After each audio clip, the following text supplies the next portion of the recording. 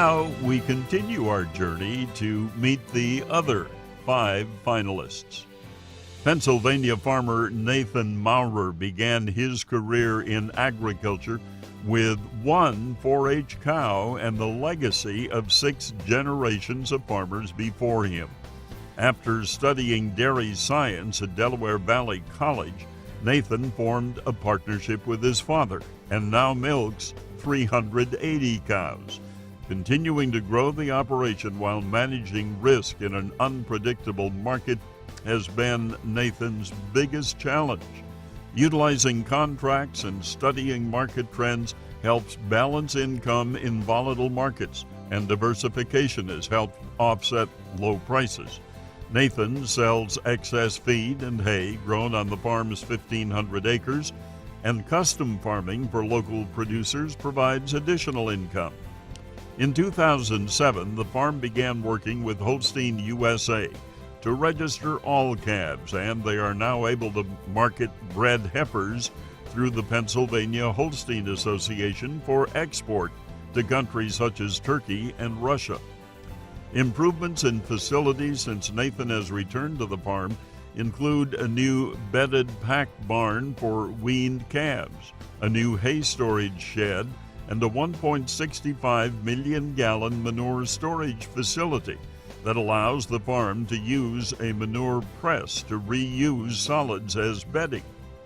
Nathan also built a garage facility with a farm office and a flower shop for his wife Erica, who runs a floral design business, as well as working full-time for the Penn State Extension Dairy Team, which educates farmers about modern dairy practices and assists with cash flow planning, herd health, and performance measures. Nathan wants to make sure the farm is a viable option for their 2 children, Madison and Luke, if they choose to become 8th-generation farmers. He prioritizes conservation methods such as grass waterways, diversion ditches, stream bank fencing, and no-till farming. According to Nathan, involvement in local and state organizations is important to protect the future of the industry. Through the Farm Bureau, Ag Advisory Committee, Holstein Association, National Corn Growers, Dairy Promotion Committee, County Extension Board, 4-H, and local church and school boards, Nathan and Erica are promoting agricultural education on a variety of stages and ensuring opportunities for youth who have a passion for farming. Aaron Surroll had a humble start in agriculture. His first responsibility was gathering eggs each day. From there, his duties expanded to feeding the bottle calves from his family's dairy herd in South Dakota. But when he was older, he raised and showed the grand champion Gelbvieh female at the state fair. He became determined to pursue a career in agriculture and increase the purebred herd, which began as 13 beef cows and 1 Gelbvieh bull. Aaron has now come a long way from taking care of the family's laying hens. He runs 400 cows, selling bred heifers in the fall and holding a spring bull sale. Through ultrasound technology, DNA testing, and finishing his own cattle to collect carcass data, Aaron has focused on improving performance and increasing marbling in his cattle's genetics, working with the Gelbvieh Association to incorporate his information into the herd book. Increasing crop yields is another goal for the diversified farmer and rancher who produces corn, soybeans, and spring wheat.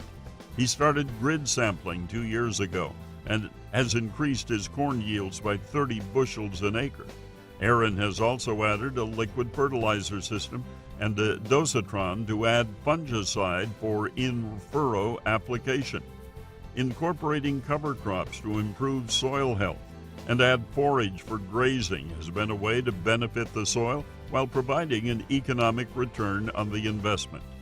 Drain tile and improved livestock watering systems has reduced erosion and allows for rotational grazing to better utilize pastures. Aaron is past president of the State Gelbvieh Association and serves on the Northeast Livestock Cooperative Board, which provides opportunities for young people to get started in agriculture. Aaron's fiancée, Jenna Buckman, provides marketing and financial management for the farm, in addition to input advice, and she also works off the farm as an office manager at the local elevator. Their daughter, Allie, may soon be following in her father's footsteps as the egg picker of the operation. And if her father's success is any indication, she has a bright future in agriculture. Greta Liskey was uncertain what role she would play on the Virginia farm that had been in her family since 1898, but she knew it was where she belonged.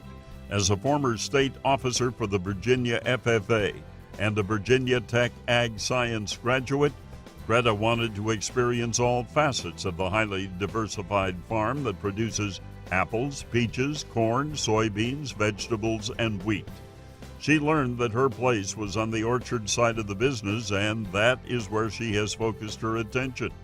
Along with beginning a custom farm work business with her husband David, Greta established the goals of diversifying fruit varieties, achieving USDA GAP certification, and growing the clientele of the custom work business in order to hire an additional employee and provide more services.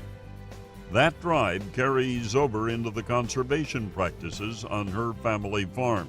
She works with the Virginia Tech Fruit Research Station to develop an attract and kill program for insects. Soil and tissue samples of row crops help identify soil needs for each commodity, and minimal till practices and crop rotations help protect soil health. High tunnels have extended the growing season as well as reducing diseases and pests, providing more product to sell at the on-farm market. Greta's selection of new rootstocks has made labor easier, decreasing the average tree height by 11 feet, as well as increasing the yield from 493 to 805 bushels per acre. She has also expanded the farm's market to include a playground and a picnic shelter that can host parties, weddings, and reunions. Opening up the farm for school tours provides her with an opportunity to mend the disconnect with youth and agriculture. David farms full-time on his family's farm, raising corn, soybeans, and cattle, and is a dealer for Ag Leader, selling ag technology products. Greta and David are the parents of 3-year-old Payson and are active in many industry organizations such as the Young Farmers of Virginia, Young Growers Alliance, Chamber of Commerce, Ag Leaders Panel, and their church. Greta has traveled to Washington, D.C. and Nova Scotia representing the fruit industry. You might say that Nate Youngquist has a bit of a stubborn streak. When others told him he could never make a living farming, he launched his own farm following college at Washington State University. In the past 9 years, he has expanded Sky Harvest Produce from a half-acre of strawberries to more than 200 acres of berries, pumpkins, corn, and a custom farming business. He shares his knowledge and experience with the County Ag Advisory Board and the Skagit County Envision 2060 Group, which developed a plan to protect and maintain the natural resources of the community. Since his farm is located near the only river on the West Coast that contains all 5 species of salmon, Nate is very conscientious of soil and water conservation. Cover crops and crop rotation help maintain the integrity and nutrient value of the soil, as well as keeping the soil out of nearby streams. Ryegrass cover also creates habitat for waterfowl.